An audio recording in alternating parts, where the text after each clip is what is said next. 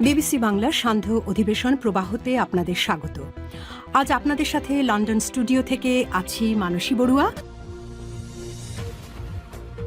পুরোদমে মধ্যপ্রাচ্যে দখলদার ইসরায়েলি বাহিনী এবং দখলদার মার্কিন যুক্তরাষ্ট্র ও নিরীহ ইরানের মধ্যে ভয়াবহ যুদ্ধ চলছে হামলা পাল্টা হামলা।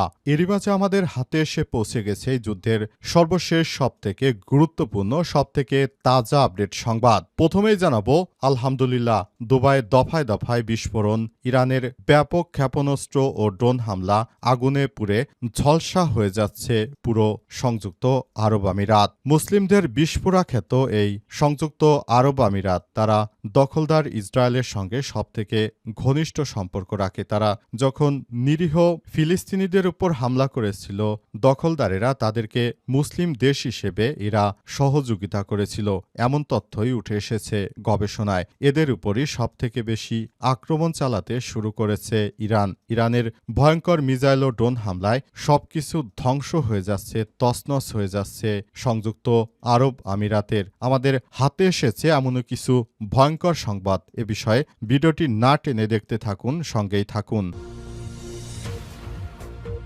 এরপর জানাবো সৌদি আরবের সবথেকে বড় তেল শোধনাগার বন্ধ করে দিতে বাধ্য হল সৌদি আরব। এবার সৌদি আরবের সবথেকে বড় তেল কোম্পানি সৌদি আরামকোতে ড্রোন হামলা করা হয়েছে ইরানের পক্ষ থেকে। এই ড্রোন হামলার তীব্রতা এতটাই ভয়াবহ যে সেখান থেকে সৌদি আরব এই তেলের রিফাইনারি সেকশন বন্ধ করে দিতে বাধ্য হয়েছে। সৌদি আরবের হৃৎপিণ্ড খ্যাত এই রিফাইনারি সেকশন, আসলে সেখানে যে অর্থ ইনকাম হয় সেটা দিয়েই মূলত সৌদি আরব তাদের এই ব্যবসা প্রতিষ্ঠান চালায়, কিন্তু কোনোভাবেই এখন তারা এই কার্যক্রমগুলো চালিয়ে যেতে পারছে না। ইরানের এক একটি হামলায় সবকিছু তছনছ হয়ে যাচ্ছে। এদিকে মার্কিন রণতরী আব্রাহাম লিঙ্কনে ইরানের ভয়াবহ ক্ষেপণাস্ত্র হামলা, জানা গেল কারণ। ইরানের ক্ষেপণাস্ত্র হামলায় ধ্বংস হয়ে যাচ্ছে যুক্তরাষ্ট্রের সবথেকে গুরুত্বপূর্ণ ইউএস আব্রাহাম লিঙ্কন নামে যে বিমানবাহী রণতরী রয়েছে সেটি। এর উপর এক এক করে হামলা চালাচ্ছে ইরানের এই হামলায় সবকিছু ধ্বংসযজ্ঞে পরিণত হয়েছে। ইরানের এক একটি হামলায় যুক্তরাষ্ট্রের যে বিমানবাহী রণতরী ছিল সেটি সেখান থেকে পালিয়ে যেতে বাধ্য হয়েছে। এই কার্যক্রমের মধ্য দিয়ে আসলে মধ্যপ্রাচ্যে নতুন করে আবারও বড় ধরনের সংকট তৈরি করেছে যুক্তরাষ্ট্র এবং ইসরায়েল। এদেরকে চরম শিক্ষা দেবে ইরান জানিয়েছে যে যুক্তরাষ্ট্রে যে দুটি বিমানবাহী রণতরী রয়েছে সে দুটিকে তারা ডুবিয়ে দেবে। এজন্য চারটি মিসাইল হামলা করা হয়েছে। এদিকে ইরানি সিদ্ধান্ত নেবে যুদ্ধ কখন শেষ হবে বললেন আরাকচি। ইরানের পররাষ্ট্রমন্ত্রী সৈয়দ আব্বাস আরাকচি জানিয়েছেন যে যুক্তরাষ্ট্র যে যুদ্ধ শুরু করেছে সেই যুদ্ধ কবে শেষ হবে সেটা ইরানই নির্ধারণ করবে। ইরানের পক্ষ থেকেই জানানো হবে যে এই যুদ্ধ কবে শেষ হবে। আমরা সহসাই এই যুদ্ধ বন্ধ করছি না। তারা আমাদের সর্বোচ্চ নেতাকে হত্যা করে আমাদের মনের মধ্যে যে ধরনের কষ্ট দিয়েছে সেই কষ্ট আমরা ইসরায়েল এবং যুক্তরাষ্ট্রকে পায়ে ছাড়ব, তারপরে আমরা আমাদের এই কার্যক্রম থেকে সরে আসব বলে জানিয়েছেন ইরানের পররাষ্ট্রমন্ত্রী সৈয়দ আব্বাস আরাকচি। আজ সংবাদ সম্মেলনে তিনি এমনটাই জানিয়েছেন। তিনি বলেন, আমরা কোনোভাবেই দখলদারদের সামনে মাথা নত করব না। আমরা আমাদের কার্যক্রম চালিয়ে যাব যতক্ষণ পর্যন্ত আমাদের শক্তি আছে। এবং সর্বশেষ জানাবো বাহরাইনে ক্ষেপণাস্ত্র হামলায় বাংলাদেশি নিহত। চট্টগ্রামের সন্দ্বীপ উপজেলার আজিমপুর ইউনিয়নের পাহাড়ের গো মসজিদ বাড়ির মোহাম্মদ তারেক ৪৮ মধ্যপ্রাচ্যের দেশ বাহরাইনে ক্ষেপণাস্ত্র হামলায় নিহত হয়েছে। আজ বাহরাইনের একটি ডকড শিপইয়ার্ডে ডিউটি চলাকালীন সময় হামলার ঘটনা ঘটে। নিহত তারেক দীর্ঘ ২৭ বছর ধরে বাহরাইনে কর্মরত ছিলেন। পরিবারের প্রধান উপার্জনক্ষম ব্যক্তি হিসেবে তিনি নিয়মিত দেশে রেমিটেন্স পাঠাতেন। তিনি সর্বশেষ ১.৫ বছর আগে বাহরাইনে গেছেন। তার এক মেয়ে সন্তান রয়েছে। তার মৃত্যুতে পরিবারের সদস্যদের মধ্যে শোকের ছায়া নেমে এসেছে বলে জানা গেছে। মূলত মধ্যপ্রাচ্যের যে ভয়ানক হামলা হচ্ছে এই ইরানের হামলায় তিনি মারা গেছেন, যে যুদ্ধ শুরু করেছে মার্কিন যুক্তরাষ্ট্র। প্রিয় দর্শক, এতক্ষণ শুনছিলেন সংবাদ শিরোনাম, এবারে বিস্তারিত। তবে তার আগে বন্ধুরা অনুরোধ থাকবে এই সংবাদটিতে একটি লাইক দিন। এই চ্যানেল আপনি নতুন হয়ে থাকলে আমাদের সংবাদ সংবাদটি দেখতে দেখতে চ্যানেলটি সাবস্ক্রাইব করে রাখুন। কমেন্ট করে বন্ধুরা আপনার মূল্যবান মতামত জানিয়ে দিন আপনি বিশ্বের কোন দেশ থেকে বা বাংলাদেশের কোন স্থান থেকে আমাদের সংবাদটি দেখছেন এবং শুনছেন। আর বন্ধুরা সংবাদটি আপনার সোশ্যাল মিডিয়া ফেসবুকে শেয়ার করে বন্ধুদেরও দেখার সুযোগ করে দিন। ইরান, ইসরায়েল ও যুক্তরাষ্ট্রের মধ্যে যে ভয়াবহ যুদ্ধ চলছে, এই যুদ্ধে আপনি কোন দেশকে সমর্থন করেন সেটি আমাদের কমেন্ট করে পুরো বিশ্ববাসীকে জানিয়ে দিন। আপনি কি ইরানকে পছন্দ করেন? তাহলে কমেন্টে ইরান এবং ইসরায়েল ও যুক্তরাষ্ট্রকে পছন্দ করলে কমেন্টে ইউএসএ এবং ইসরায়েল লিখে কমেন্ট করে পুরো বিশ্ববাসীকে জানিয়ে দিন। এবারে বিস্তারিত।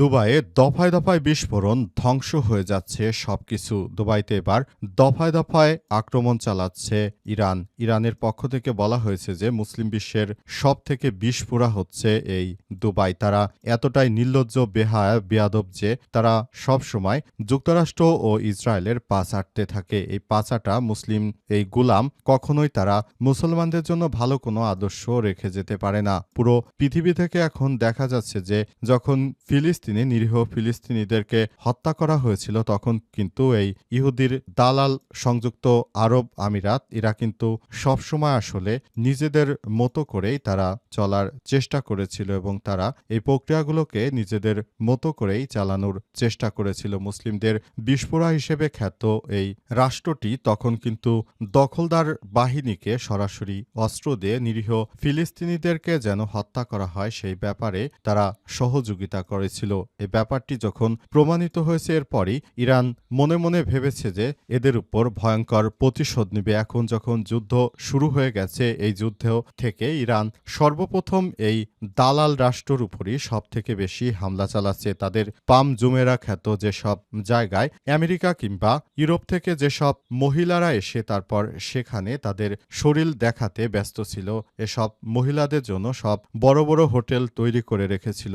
এসব হোটেলগুলোকেই টার্গেট করছে ইরান। অর্থাৎ এই দেশের সবথেকে আয়ের খাত হচ্ছে পর্যটন। এখানে এসে ইউরোপ, আমেরিকা থেকে অনেক মানুষ কিংবা বিশ্বের বিভিন্ন মুসলিম দেশের থেকে এসে দেশে সব থেকে বেশি পাপের কাজ হতো। এই পাপিষ্টরাই এটি করার ব্যবস্থা করেছিল। আর সেখানে এখন হামলা চালাতে শুরু করেছে মুসলিম যোদ্ধারা, ইরানের সেনাবাহিনী। সবচেয়ে বড় তেল শোধনাগার বন্ধ করল সৌদি আরব। সৌদি আরবের রাষ্ট্রীয় তেল কোম্পানি আরামকোতে আজ ড্রোন হামলা চালিয়েছে ইরান। ইরানের এই ড্রোন হামলায় ধসে পড়েছে, মুখ থুবড়ে পড়েছে সৌদি আরবের এই তেলের রিফাইনারি। অর্থাৎ এখান থেকে সৌদি আরব এই আরামকোর মাধ্যমে রিফাইনারি করে অর্থাৎ অপরিশোধিত ক্রুড অয়েল থেকে সৌদি আরব petroleum gas, diesel, octane, petrol সহ যেসব প্রোডাক্ট তৈরি করা যায় এগুলো তৈরি করে তারপর বিদেশে সরাসরি পাইপলাইনের মাধ্যমে জাহাজ দিয়ে বিশ্বের বিভিন্ন দেশে রপ্তানি করত। এটি ছিল সৌদি আরবের সবথেকে আয়ের সবথেকে বড় খাত। কিন্তু এই খাতে এবার ইরানের সশস্ত্র যোদ্ধারা, ইরানের আইআরজিসির যোদ্ধারা হামলা চালিয়েছে। ইরানের এই হামলায় 136 কামিকাজি ড্রোন ব্যবহার করা হয়েছে। এই ড্রোন হামলায় ধসে পড়েছে সৌদি আরবের এই সবথেকে বড় আরামকো তেলের রিফাইনারি ইউনিটটি। এরপরই সেখানে ব্যাপক পরিমাণ আগুন ধরে যায়। এরপর সৌদি আরবের ফায়ার সার্ভিসের সদস্যরা সেখান থেকে সাধারণ জনতাকে তারা সরিয়ে নেয় এবং তেলের এই রিফাইনারি সেকশনটি বন্ধ করে দিতে বাধ্য হয়েছে। এই মুহূর্তে সৌদি আরবের তেল রপ্তানি বন্ধ হয়ে গেছে। এর ফলে সৌদি আরব এখন আর বিশ্বের বিভিন্ন রাষ্ট্রে তারা তাদের এই তেল কোনোভাবেই রপ্তানি করতে পারছে না। এর ফলে সৌদি আরবের অর্থনীতি এবার ধসে পড়ার উপক্রম হয়েছে। মার্কিন রণতরী আব্রাহাম লিঙ্কনে ইরানের ক্ষেপণাস্ত্র হামলা নিয়ে যা জানা গেল।